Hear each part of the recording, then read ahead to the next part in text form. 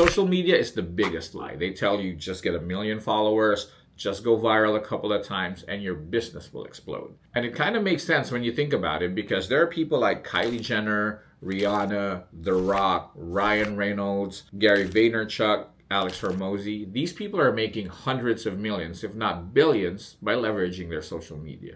But for every one of those unicorns, there are tens, if not hundreds of thousands of people that are trying to do the same thing. They're trying to leverage social media for their business. They're trying to go viral because they think that it's the only thing that's going to take their business from obscurity to a 7 or 8 figure business. But check out this creator. She has 2.5 million followers on Instagram, and in 2019, she started an apparel brand so that she can monetize her following. You can check out these articles to see what happened during her launch, but TLDR, she couldn't even sell 36 shirts. Now contrast that with my friend Tom. He owns a sticker company out of Dallas called Sticker Bros. By the way, if you need durable, amazing stickers that last forever, check out his website. So Tom and Sticker Bros have a total following of about 96,000 across TikTok and Instagram. His content gets about 20 to 50 likes on average, and on a lucky day, he might get 2,000 likes at most. But here's the catch. You ready for it? His company, Sticker Bros, makes millions every year. Do you know how many stickers you have to sell to make $1 million? So the big question is, how does Tom, who only has 96,000 followers across all of his social media, outsell Ari, who has 2.5 million followers? How is he able to generate millions in revenue when other people with millions of followers can't even sell 36 shirts? Well, the difference there is in the goals for posting. Like, are you posting to be an influencer, or are you posting as a business person trying to leverage social media? Because those two people, they have different objectives. See, an influencer's goal is to get as many followers and as many likes and vanity metrics as they can get. And they do that because they want to make money collaborating with brands and getting paid to promote products. And companies pay you based on how much engagement you have and how many followers you have, right? So if you're trying to be an influencer, you should be posting for maximum relatability, maximum visibility. You have to be putting out content that millions of people will like. And the thing about that is, they might like your content and they might relate to your content, but that doesn't necessarily mean that they trust you. Now, business owners, on the other hand, we do not need millions of views. We don't even need hundreds of thousands of views. Like in our company Merch Studio, when we have our weekly marketing meetings, we talk about going DTF viral, which is 10,000 to 25,000 views. That's it. Like now that we have 4 printers running here in the Houston area and 2 more in Arkansas, and our print capacity is about 550 linear feet per hour, we can go viral, right? But before all that, when we only had a printing capacity of 100 feet per hour, one of the things that we talked about when we onboarded like social media people or our marketing people is that we do not want to go viral. Because if we can only do 800 feet per day and our order is like 2,000 feet per day, for a whole week, because we went viral, people are going to go to our comment section, they're going to go to our reviews and bash us because we won't be able to deliver on our promise of next day ship out or same day ship out now. So yeah, don't worry about going viral. You don't need all of that right now. I mean, it would be great if you did go viral, but you can still make money and be profitable, be very profitable without aiming for that millions of views. I promise you. So I hope that that idea gets etched in your head and it eases your heart to know that you do not need millions of views for your business to be successful. But there are still a few things that you have to make sure are in your video so that your video gets those 1,000 qualified views. What do I mean by qualified views? These are views from your target customer. And one of the most important things that you have to set up, and I would recommend spending the longest time on this, is to structure your first 3 seconds so that your target customer knows it's for them. All right, here we go. Let's watch it. If you make t-shirts as a hobby, all right, you see that? The first second I say, if you make t-shirts, because I am addressing people that make t-shirts, that's my target audience. Please don't order from us. We're not free. All right, a little bit of drama there to keep them watching, to stop the scroll. I tell them, if you're a hobbyist t-shirt maker, don't watch us. Because here's what's going to happen. You're going to put the transfer on a shirt, and then somebody's going to see it and ask you where you got it from. And when you say you made it, they're going to ask if you can make one for them. All All right, so I'm painting the dream that they want. I'm painting the scenario that they want to happen. Somebody's wearing their shirt, and people are going to ask, where'd you get that shirt? They're going to like it so much, they're going to keep on asking you for more shirts. And again, aspirations. I want people to keep asking about a shirt so that we can get more customers from them, referrals. And then you're going to start thinking, I can actually make money off of this. So you're going to start researching good designs, and then you're going to learn professional design software, and then you'll start figuring out marketing and sales. And before you know it, you're going to be spending all your time making t-shirts for other people for a living. See what I did there, right? So if you want to keep making t-shirts as a hobby, no, don't order from us. If you want to build a business, a little bit of reverse psychology, yes, you know where to go. All right, so that's an example of that.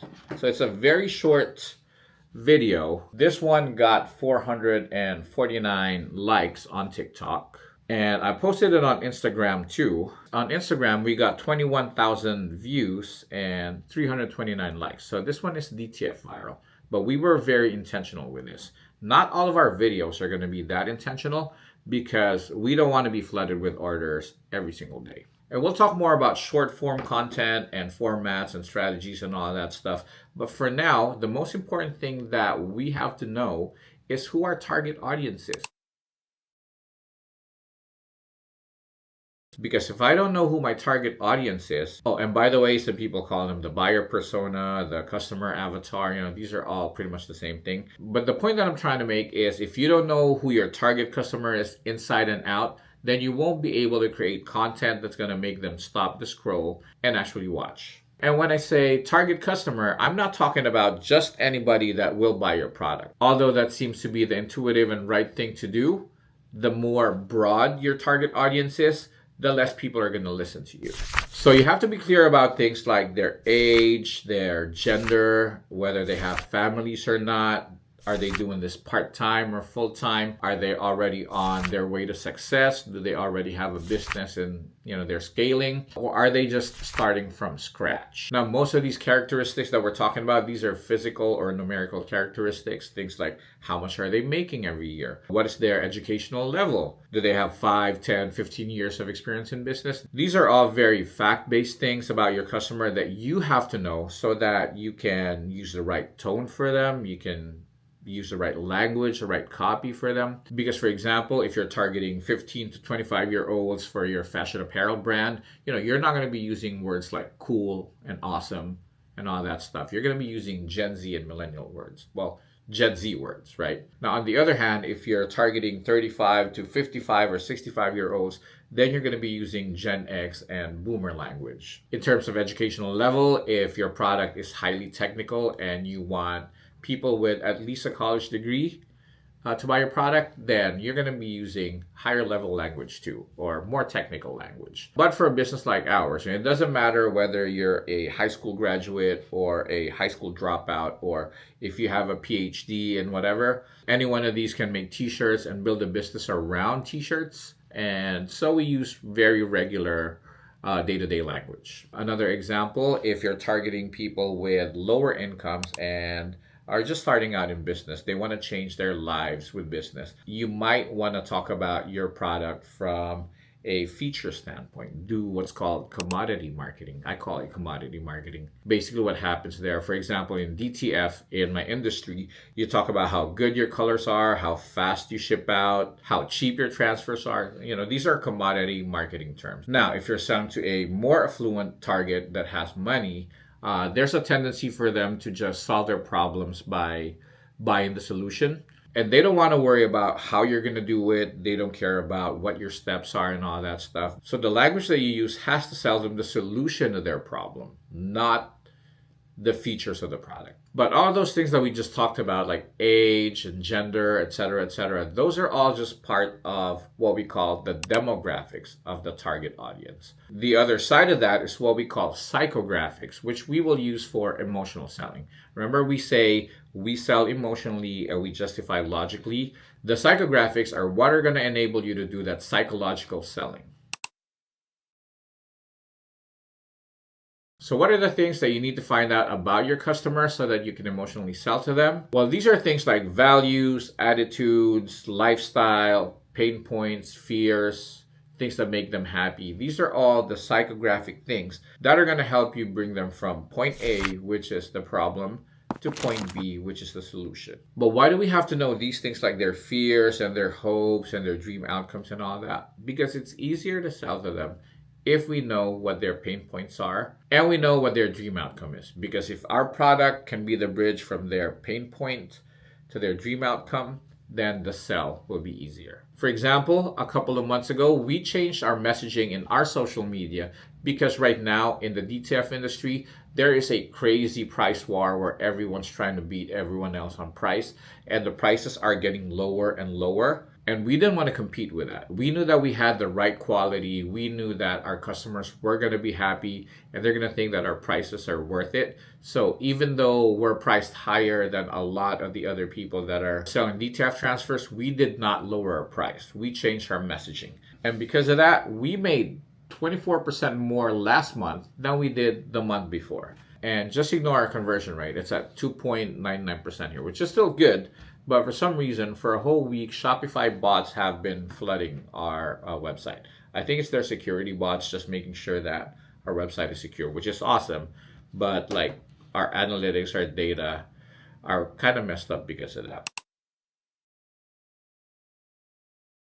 Now, I know what some of you are thinking. You're thinking this is manipulation. When you're trying to magnify their itch so that you can sell your product, that is manipulation. So first and foremost, none of this is going to work if your product sucks. No amount of marketing, no amount of social media is going to save your product and your company if your product sucks. But here's the thing. If you have a great product, not only is marketing easy, not only is it very effective, it's also a great way for you to be able to help your target customer. Because if your product can truly take away a pain point and solve some problem in their lives, then it is your responsibility to convince them, not pressure them, but convince them in a subtle way to make the decision to work with you and to buy from you. You're not scamming them. You're not tricking them into buying from you and giving you their money. What you're doing is you're giving them the solution to their problem. And of course, great solutions come at a price, right? I mean, when you think about it, before you bought your phone, you were probably exposed to a whole bunch of marketing. It could be on social media. It could be a referral from a friend. It could be some peer pressure because everyone is using it. It could be some awesome ads, right? But you're happy with the product because it solves a problem for you. And so if you're a business owner, you have to be able to do that for your customers too. You have to help them realize that your product is the bridge from the life that they have to the life that they want. And your social media content has to revolve around that. But even if you get that right, that's not where your challenge ends because the whole customer journey is super complicated. In fact, experts say that your target customer has to see you at least 11 times before they actually go to your website and buy from you. And with the amount of customer distrust that we have right now for social media businesses, some people say that it takes 77 touch points before they actually buy from you. So now in 2026, trust has become a very hard thing to earn from your customer through social media. And after being clear about your target, the next thing that you have to do is become familiar enough to them so that they actually trust you through those 11 touch points. How do you do that? By becoming a familiar sight to them. Like whenever they go to your website or watch your social media on Facebook, on TikTok, on Instagram, on Twitter, or X, they should be seeing the same colors, the same brand tone. You should have the same face of the company, and the language that you use and how you deliver it, your messaging, they all have to be the same across platforms. Very simply put, your visuals, your tone, the language, the messaging, it all has to be consistent across the different platforms. Because if your company looks and feels different on one platform than it does on the other, it causes confusion in the buyer, and confusion causes the buyer not to want to buy. So if you want to know how you can look, feel, and sound consistent across your social media channels, your ads, and your website, watch this video.